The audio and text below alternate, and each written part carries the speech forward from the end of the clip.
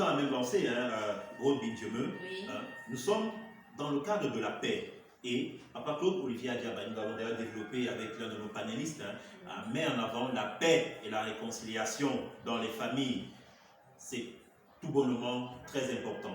Alors, si nous avons ce socle, la paix, si nous avons l'amour, si nous avons la réconciliation, forcément, dans le cadre du service, il y aura une entente, il y aura une envie de travailler avec l'autre, parce que à ce moment où l'autre, nous ne le voyons pas comme un obstacle, nous ne le voyons pas comme un ennemi, un adversaire, mais comme un frère. Ça fait que on a cette facilité à travailler ensemble, le service en commun, le travail en équipe.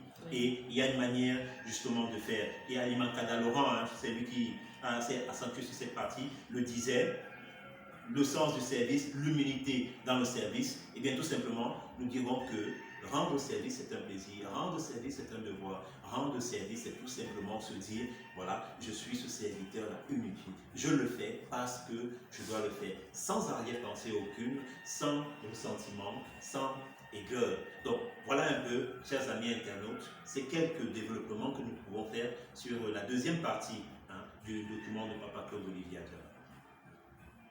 Alors, Léonard, la troisième partie parle de l'homme dans son environnement. Et là, nous avons la santé, Papa Claude Olivier Adiaba a évoqué. Oui. Et là, au niveau de la santé, à l'alimentation, il y a le sport et il y a une connaissance de l'environnement avec la désinfection, des contaminations au quotidien, l'entretien du linge.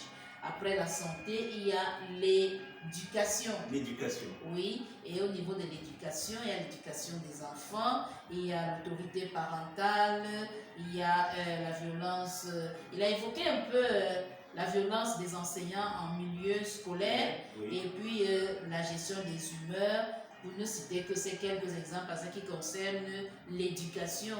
Et à la fin, il a pris la jeunesse. Et il a pris toute une gamme de thèmes, de thématiques pour parler de la jeunesse, la crise en milieu jeune, la jeunesse et les sorties nocturnes, la violence, l'éducation, la sexualité et l'impatience et la facilité. Il était question pour Papa Claude Olivier Adiaba dans cet ouvrage de présenter cet enseignement holistique pour créer l'équilibre sur les trois plans.